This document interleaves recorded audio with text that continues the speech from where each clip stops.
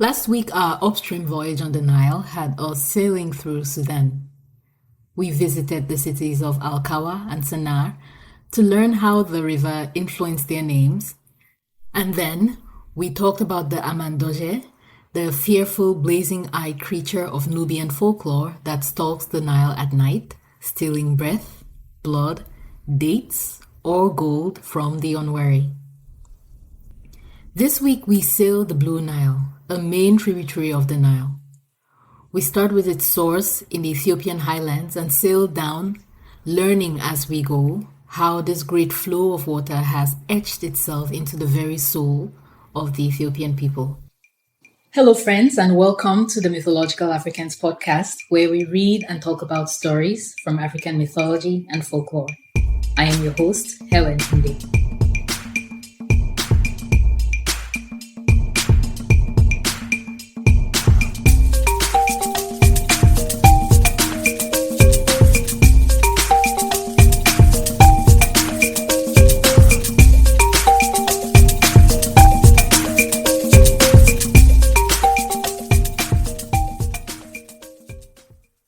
The names of the historic figures who have speculated upon or sought out the source of the Blue Nile reads like the who's who of world history.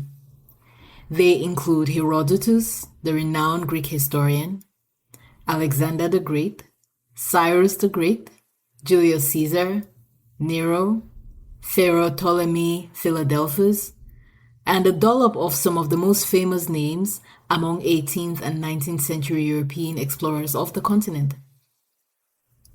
However, Spanish Jesuit priest Pedro Paez arrived at Lake Tana in 1618 and so is credited with discovering the source.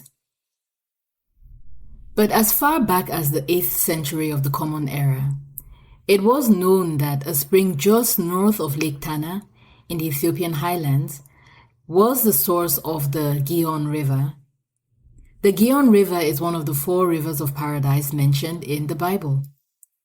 The Gihon River also happens to be the Blue Nile. This reference is made in the book of Genesis chapter 2, verses 10 to 11 and verses 13 to 15, where it is said, "A river watering the garden flowed from Eden. From there it was separated into 4 headwaters. The name of the first is the Pishon.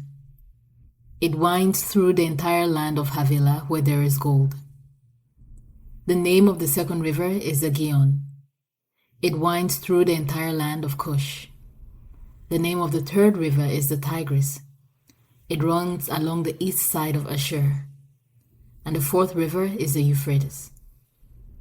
The Lord took the man and put him in the Garden of Eden to work it and take care of it." Christianity was introduced to Ethiopia in the 4th century of the Common Era, so it's no surprise that this connection had been made by the 8th century. The place known as the source of the Gihon River has always been a holy place. It's been for that long, at least. In an Ethiopian Christian legend, it is said that God gave a holy man called Abune Zerabuk the power to heal diseases and spiritual sins using water from the spring, which he blessed in the name of the Father, the Son, and the Holy Spirit. And people who use this water also gained eternal life. Now, it tends to be the case when an individual becomes powerful enough to challenge the authorities. Abune was arrested by the king. But before he was arrested, he stood at the source of the Gihon River, prayed, and gave the river his 7 books to keep. He was then imprisoned for 5 years. But those were 5 difficult years for the prison administration. So many terrible things happened in the prisons that Abune's release was ordered. And so he spent the next 2 years traveling and teaching before returning to the river to retrieve his books because they were sacred and important to him. And he prayed and made devotions to God and then said the word Gish, which in Amharic, the language spoken in Ethiopia, means bring forth. And according to the legend, the river, in response, brought the books to the surface, presenting them in perfect condition, despite being immersed in the water all these years. When he saw the miracle that had happened, Abune asked his old disciple, a man called Abba Zerubbabel, who had accompanied him to the river, to look at what had happened. Abay, he said, which in Amharic means, Father, look. And so, according to this legend, the name Gish Abay became the name for the spring, and Abay the name of the river. But there are other etymologies for the name Abay. In one of the stories, the name Gish Abay comes from the language of the Awi people of Ethiopia, in which it means dig or digging, which references the way the river digs its way through the mountains as it flows down. In yet another source, the word Abay is derived from the Ge'ez word for something big and great, and Ge'ez is the ancient script for the Amharic language, I believe. And so it's fitting that, this Abay is linked to something great and big, because the river just looms large in the Ethiopian consciousness. Much has been written and said about Abay and what it means to Ethiopians, but nowhere has this been better recorded than in the poems and the songs that have been composed about the river. It is the father of all Ethiopian rivers. All rivers in the country flow into Abay, as the people say. Waters of all kinds flow and rest at River Abay. A mother gives birth that goes for servitude. We'll talk about the second line of that song later in the episode. Abay is a source of identity. It is a friend, a stranger, and an enemy.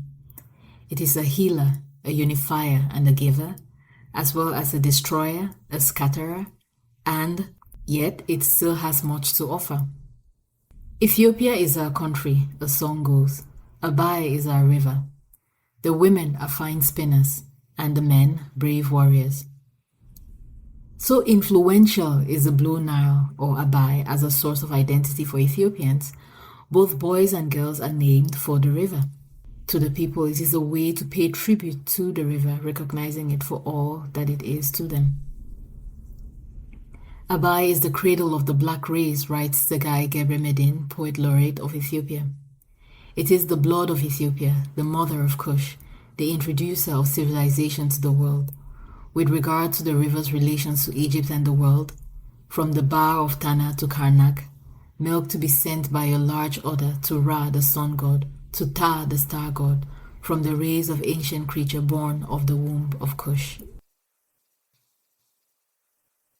In some songs, Abay is hailed as a portal for brave people seeking different or new life, or as a refuge for outlaws, both reputable and disreputable. Please, Abay, a song goes, may you empty your waters, but Aiba, a resented brave man, has to cross your gorge to make a living. And this references the fact that a person in conflict with their community might cross the river to seek greener pastures on the other side.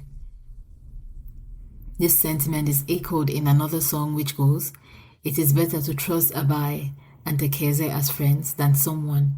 They always help to see other ways to cross. And Tekeze is the name of another river in Ethiopia. Yet another song goes, yea, Abay, you migrant, you the dissident, be friend to the dissident man coming for you. And another popular saying goes, when defamed, go and join Abay. It is also sung of Abay that the river is where heroes cross at times of anger and build shelter in times of difficulty. And the heroes mentioned here, interestingly, are bandits or shifter. And these were individuals, often dissidents, who were part of anti-establishment movements, and so they used banditry as a way to gather resources and secure control of land or power, a bit of a Robin Hood type thing going on there. And being a shifter was a means of social mobility for many young men. Matter of fact, it is said that emperors like Sucinius, Theodorus II, and Johannes IV started out as shifter. And I should pause here to recall the episode we did about the Amandoje in Sudan. And I found an interesting parallel here that you had these people who in Ethiopia were bandits who hid in the river and robbed people in order to gain resources for themselves. Meanwhile, in the Sudanese stories, in the Nubian stories, the Amandoje was said to be people, to be derived of people who were cursed or resisted authority of some kind, and then they ran to the river and would only come out to rob people of dates, that is food, or gold. And so I want to recall the word of caution I gave in the last episode, that usually folklore just beneath the surface will be referencing something that is not immediately obvious. And so especially when it comes to creatures, that are villainized, it's so important to be very careful, to pay attention to what lies beneath the surface. There are other songs which reference the practice of banditry or being a shifter in Ethiopia. And in one of these songs, the person says, the banks of Abay are deforested, which for ages were used as shelter for local heroes. And if you hear a bit of a lamentation in this song, you're hearing correctly. There's a distinct note of frustration and aggrievement and even resentment that comes across in many songs about Abay. And they all center around the fact that year after year after year, the river will strip soil and vegetation from the Ethiopian highlands, leaving them bare and exposed to the sun, while taking its bounty to deposit downstream in Sudan and Egypt. So basically enriching Sudan and Egypt at the expense of Ethiopia. So there's a note of pride in how these great countries would not be possible without Abay, but also a sense of bereavement that can only be understood by a child whose parents would lavish love on other children but not on him, or a mother whose children would desert her to take care of other people. And this takes us back to the song that I mentioned earlier in the episode, where it says, water of all kinds flow and rest at river Abay.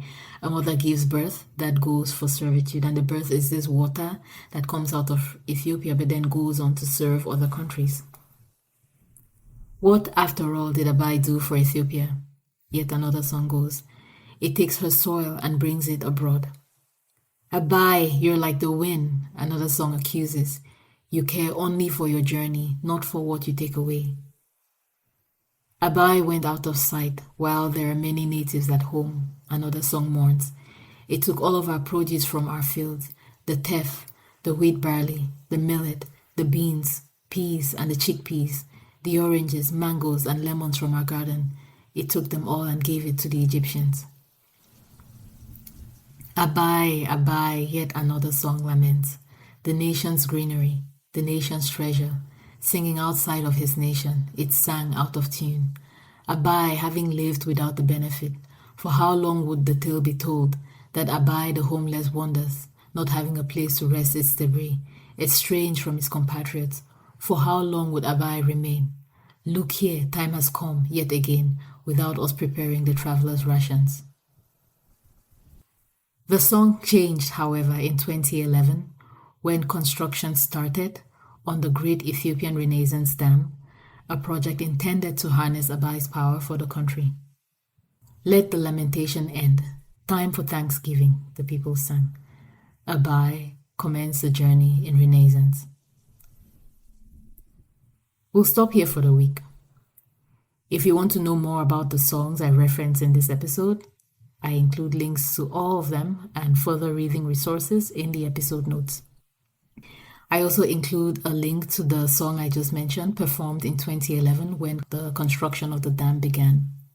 Finally, I include a link to a series of hilarious anecdotes about Chief Gabre Hana, a contemporary and friend of Emperors Menelik and Empress Tetu. Thank you for listening, and we'll be back next week, sailing up the White Nile through South Sudan to Uganda.